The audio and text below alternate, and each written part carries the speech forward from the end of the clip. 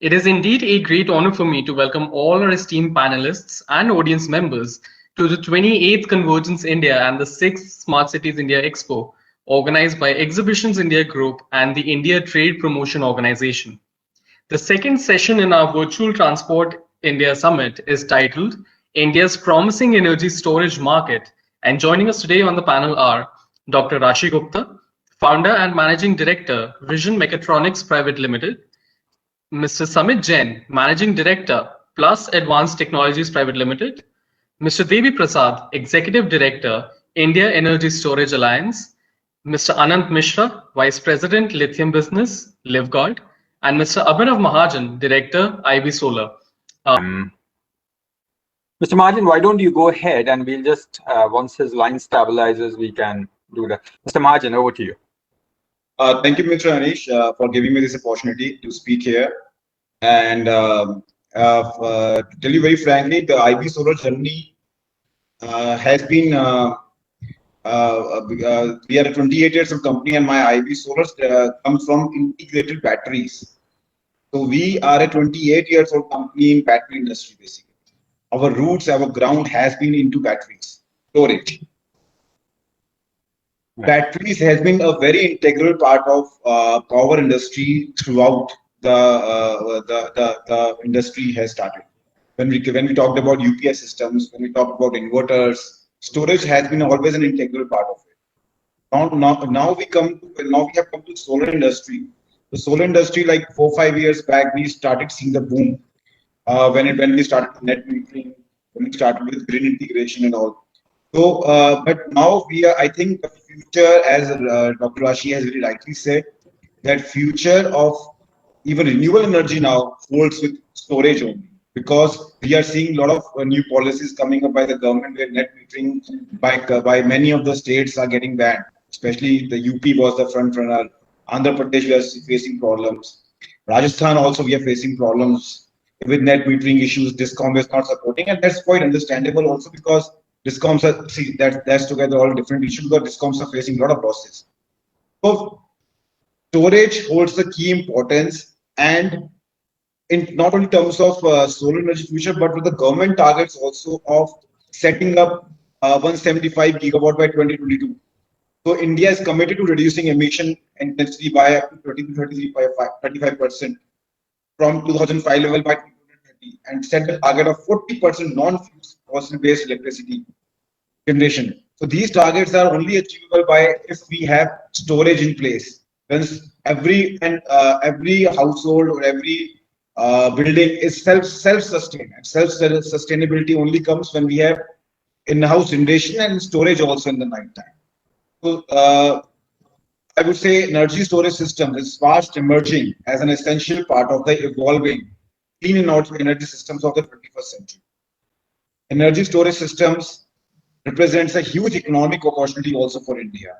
So we have to build that ecosystem in India where we have manufacturing in house, where we have the right manufacturers. We are least dependent on importation of battery packs and cells. We have in-house importation. Now with the thrust of major EV manufacturers also to major automobile manufacturers with EV. So I think battery storage is is going to be the game changer in the future. That's it for me as of now. In fact, on that note, we'll go back to coming to Mr. Mahajan. One of the things I wanted to I have a few things which I definitely want to touch upon in the conversation before we get to the Q&A. One is on cost. Okay, how are the cost curves looking for for a manufacturer like you when it comes to the core of your storage technologies? What's your outlook on that? Because we are at an okay point for some applications. 2-wheelers, 3-wheelers might be fine, but whenever we want to go wide, broad-base that further and make it more universal, the whole storage concept more universal for every application, the cost point will become very, very important. So what's your view on the cost point? Sir, for cost, I would like to briefly outline the industry outlook. We have been into the battery manufacturing industry, battery manufacturing for since a decade now, in lead acid battery manufacturing. And I would like to very proudly tell my audience, India is one of the largest manufacturer and largest exporter of lead acid batteries, with annual sales of more than $7 to $8 billion. And this has only been and such a nice ecosystem has see lead acid battery started the energy storage foundation for small if we talk if we talk in context of solar industry, small off-grid systems, whether it's microgrids or whether it's rooftop systems, they started energy storage with lead acid batteries only, and that is still going on. Now when it comes to cost, there I tell you, like, what a difference a decade can make. In 2010, batteries powered our phones and computers. By the end of decade, we started to power our cars and houses too. And over the last 10 years, a surge in lithium-ion battery production has drove down the prices to the point that for the first time in history, electric vehicles has become more commercially viable from the standpoint of both cost and performance. Now, the next step will define the next decade is about utility scale storage. Now, cost can only come down when we uh, build a domestic manufacturing hub in India. And see what we have seen in solar industry also, that economies of scale has been able to bring the cost down. Now, Indian government is thinking of ways and means of protecting the domestic manufacturers by curbing imports by curbing cheap imports and cheap quality imports from the countries who is favoring the cheap quality products. So they dump their products in India, and for that India has taken very strict action by importing duty, by putting safeguard duties, and by proposing basic customs duty. Now, this same policies we need to bring in the battery energy storage industry also, whether it's lithium-ion production. See, lithium-ion production, I'm again emphasizing because there's a technology which is already harnessed, and that holds the key future for energy storage. So I think we need to safeguard the domestic manufacturers by Indian policymakers may allow some foreign competition to may allow some policies in which they are safeguarding foreign competition. So this is how once we reach economies of scale, once we have more manufacturers, less competition from outside, then only we'll be able to offer more competitive solutions like we have been doing in the lead acid batteries. Now I will tell you, like, any buyer in international market, they prefer to use Indian lead acid battery because of its price also and because of its quality also. We have seen the surge in last 10 years, a huge surge in our exports, because they don't want to use any other country, because they want to use India. And India has got the ecosystem also, that we have got good smelters of lead, we have got good recyclers, we have got good manufacturers with annual capacity of 1 lakh batteries, 2 lakh batteries. So this is what ecosystem is required for lithium-ion battery manufacturing also, and so which will boost up the manufacturing.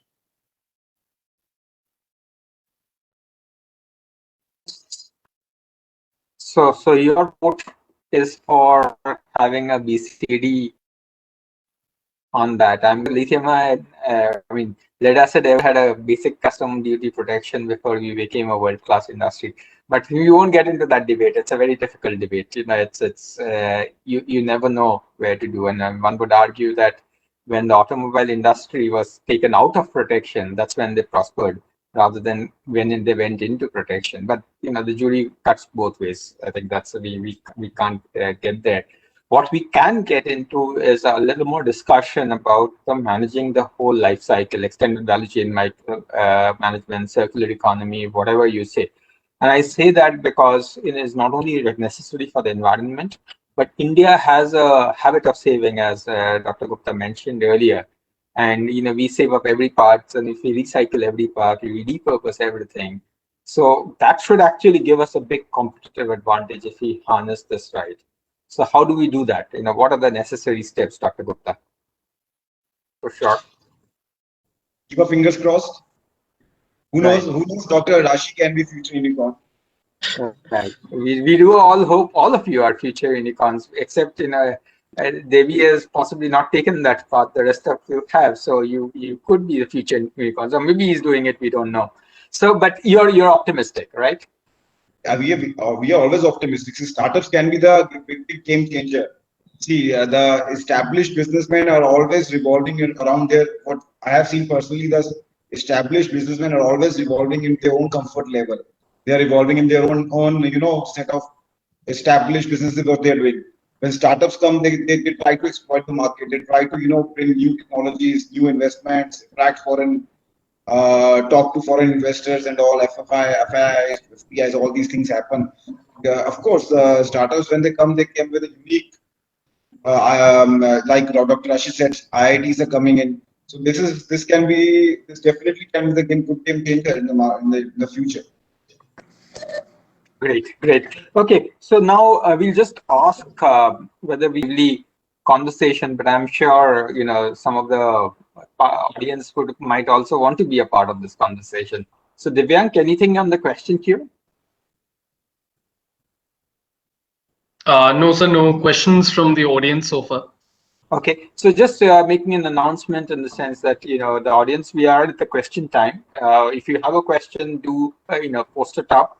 We'll take it up. Otherwise, we continue this conversation for the remaining 10 minutes. I think we could have gone on for an hour or so even easily, but we of course don't have that time. But this is a very, very engaging conversation. I have while the questions might come up, I have a question for each of you panelists.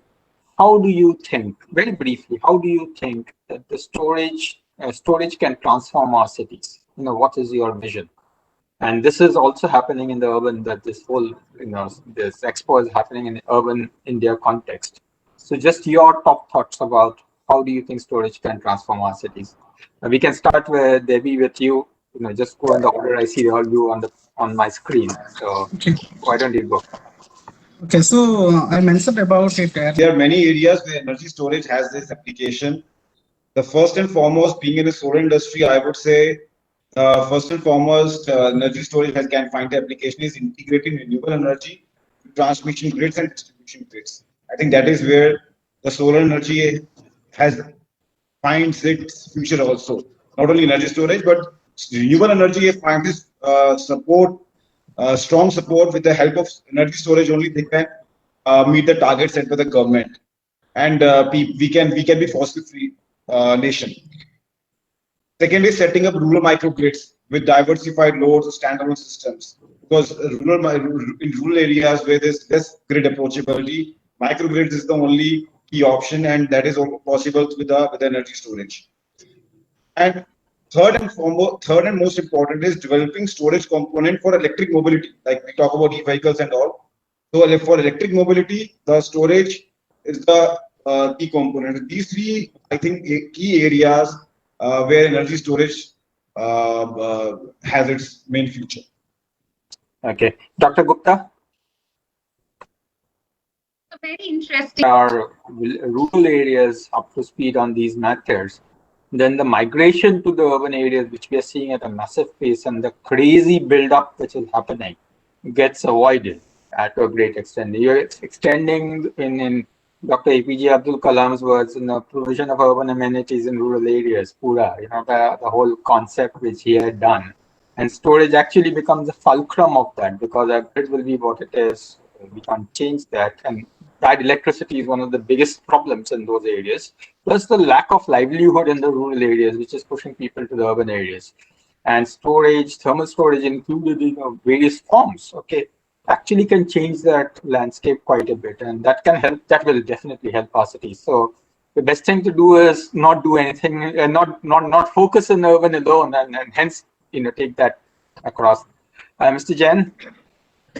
So I think most of it, which is the popular thing of hydrogen, what is the impact of green hydrogen in the energy storage space? Anybody wanting to take that on? We'll just have one person answer because we are coming to the close of this. But I can see Devi has unmuted himself. Yes. So go ahead. It's becoming the close of the session. If I had to just make a couple of summary observations on this, exactly on the lines what we spoke in the end. I think the glamour quotient possibly will come down. So the energy storage industry will go from the Tesla image to the Maruti or a Tata image as we go, but then it will proliferate because Teslas don't proliferate. The Maruti proliferates, or the Bajaj of the yesteryears, proliferated. The Heroes proliferate. So I think that's the proliferation possibly is the impact, real impact rather than the glamour. So and hopefully, I hear this audience, this panel being very positive about that. The second thing which you all mentioned, and I kind of tend to observe, that's storage is like India, unity in diversity. So we have diverse forms of storage, diverse applications of storage, and that brings it together into this whole theme of convergence. And I think that's where I take that as a very important lesson or insight from this panel. And this has been a fantastic panel. I can't thank you more. I can't thank you adequately for these rich discussions. Thank you so much. And over to you, Devang. So, with your permission, I'd like to conclude the session now with a few closing remarks. Surely. A sincere thanks to all our panelists who took out time from their busy schedules to join us today. And it was a super engaging and a really insightful session.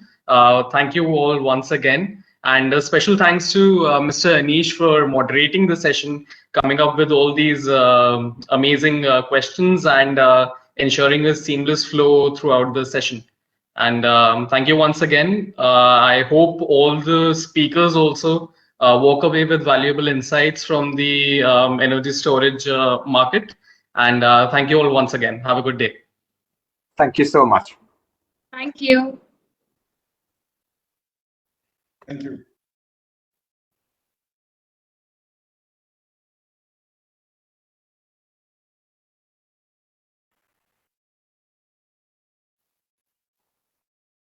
AV team.